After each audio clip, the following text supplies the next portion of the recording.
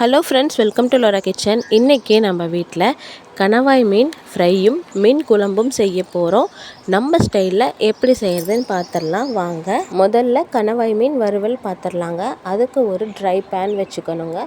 3 காஞ்ச மிளகாய், 1 ஸ்பூன் சீரகம், 1 ஸ்பூன் மிளகு சேர்த்துட்டு நல்லா ட்ரை ரோஸ்ட் பண்ணிக்கணுங்க. இதை மிக்ஸி ஜாரில் சேர்த்து ஆற வச்சுக்கலாங்க. அப்புறம் அது கூடவே 10 பல் பூண்டு சாப் பண்ணி சேர்த்திருக்கேங்க. அதே மாதிரி இஞ்சியும் சாப் பண்ணி சேர்த்திருக்கேங்க. ஒரு பிஞ்ச் அளவுக்கு ஒரு ஜூஸ் அளவு லெமன் ஜூஸ் சேர்த்திருக்கேங்க. ஒரு அரை ஸ்பூன் அளவுக்கு மஞ்சள் தூள், 10 சின்ன வெங்காயம் சேர்த்திருக்கேங்க. எல்லாத்தையும் நல்லா ஃபைன் பேஸ்ட்டாக அரைச்சி எடுத்துகிட்டு வந்தாச்சுங்க. இப்போ கணவாய் மீன் சுத்தமாக கழுவி எடுத்து வச்சுருக்கோங்க. அது கூட நாம் அரைத்த கலவையை போட்டு நல்லா பெரட்டி விட்டுக்கலாங்க. பெரட்டி விட்டுருவோம். பரட்டி விட்டு இது ஒரு 10 மினிட்ஸ் ரெஸ்ட்டு கொடுக்கணுங்க. நல்லா எல்லா கணவாய் மீன்லேயும் சேர்கிற மாதிரி இந்த மசாலாவை நல்லா பரட்டி விட்டுருவோம்.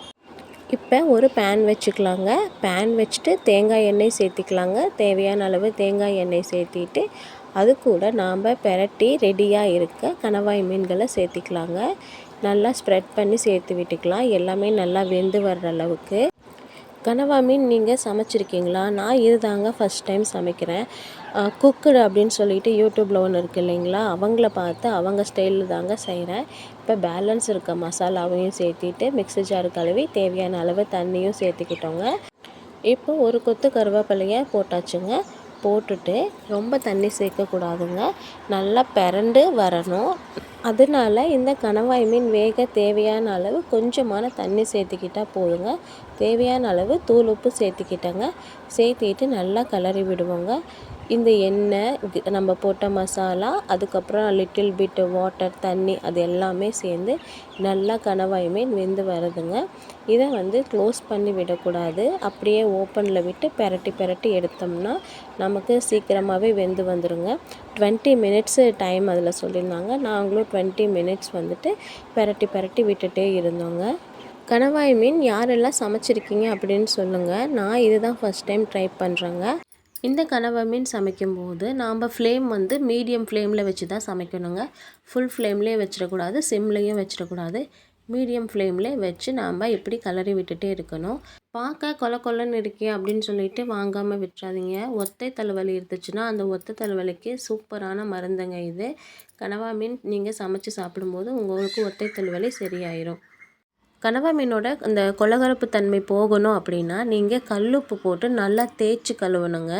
கல்லுப்பு போட்டு ஒரு 10 நிமிஷம் ஊற வச்சு தேய்ச்சி கழுவும் போது உங்களுக்கு அந்த கொலகொலப்பு தன்மை போயிடும். மஞ்சத்தூள் சேர்த்து கழுவும் பொழுது நமக்கு அதில் இருக்க கவுச்சி ஸ்மெல்லும் டாமினேட் பண்ணாதுங்க. அதுவுமே சரியாயிடும். நம்ம நல்லா பெரட்டி விட இங்கே பாருங்கள், நல்லா சுருண்டு வந்துருச்சு.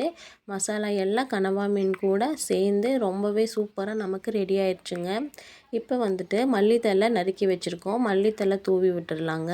சரியாக ஒரு 20 நிமிஷங்க மீடியம் ஃப்ளேமில் வச்சு நம்ம கிளறி விட்டுட்டே இருக்கும்போது மசாலா எல்லாம் நல்லா பிடிச்சி நல்லா செமி ஃப்ரையாக ரெடி ஆயிடுச்சுங்க கணவாய் மீன்.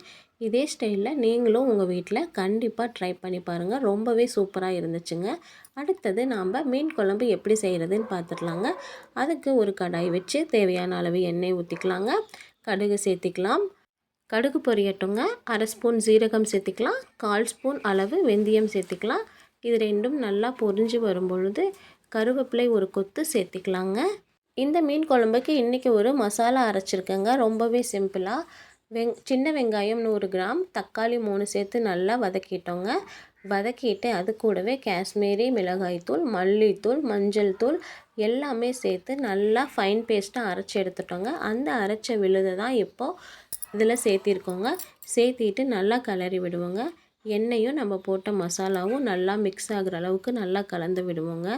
நல்லா கலந்து விடும்போது எண்ணெய் கொஞ்சம் பிரிஞ்சு வர்ற மாதிரி இருக்குங்க.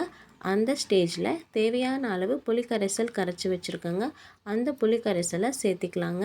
சேர்த்திட்டு மறுபடியும் நல்லா கிளறி விடுவோங்க. புளி ஒரு லெமன் சைஸ் அளவுக்கு நான் கரைச்சி சேர்த்திருக்கேங்க. இந்த அளவுக்கு சேர்க்கும்போது மீன் குழம்புக்கு புளி ஒரு ஒரு கல் தூக்கலாக இருக்கணும். அப்போ தான் மீன் குழம்பு ரொம்பவே ருசியாக இருக்குங்க. அதனால புளி சேர்த்து நல்லா கலரி விட்டுடலாங்க. இந்த மீன் குழம்பு செய்கிறதுக்கு நமக்கு 10 நிமிஷம் போதுங்க. இப்போ பாருங்கள், ஒரு கொதி வந்திருக்கு. கொதி வந்தோடனே நாம் கழுவி ரெடியாக எடுத்து வச்சுருக்க மீன் துண்டுகளை ஒவ்வொன்றா சேர்த்திக்கலாங்க. இன்றைக்கி நான் மீன் குழம்புக்கு தேங்காய் அரைச்சி ஊற்றலைங்க. தேங்காய் அரைச்சி ஊற்றாமல் இந்த ஸ்டைலில் செய்யும்போது ரொம்பவே சிம்பிளாக இருக்க மாதிரி இருக்கும். ஆனால் சுவை ரொம்பவே கூடுதலாக இருக்குங்க. இந்த மாதிரி ஸ்டைலில் நீங்களும் ஒரு முறை உங்கள் வீட்டில் கண்டிப்பாக ட்ரை பண்ணி பாருங்கள். எல்லா மீன் துண்டுகளையும் சேர்த்து நல்லா கிளறி விட்டாச்சு. கரெக்டாக ஒரு 10 நிமிஷங்க. 10 நிமிஷத்தில் மீன் வெந்துடும். உப்பு, புளி, காரம் எல்லாமே ருசி பார்த்துக்கலாங்க. சரியாக இருக்கா அப்படின்னு சொல்லிட்டு. எல்லாமே சூப்பராக இருக்குங்க. சரியாக இருக்குது. பார்த்து செஞ்சாலும் மீன் குழம்பு ருசியாக வர மாட்டேங்குதே அப்படின்னு நினைக்காதீங்க. இந்த முறையில் செஞ்சு பாருங்கள். ரொம்பவே சிம்பிளாக இருந்தாலும் சூப்பராக இருக்குங்க ருசி. இந்த கனவா மீன் ஃப்ரையும் மீன் குழம்பும் உங்களுக்கு பிடிச்சிருந்தா நம்ம சேனலை சப்ஸ்கிரைப் பண்ணிக்கோங்க, லைக் பண்ணுங்கள், தொடர்ந்து வாட்ச் பண்ணுங்கள், நம்ம சேனலை ஹைப் பண்ணுங்கள். தேங்க்யூ ஃபார் வாட்சிங்.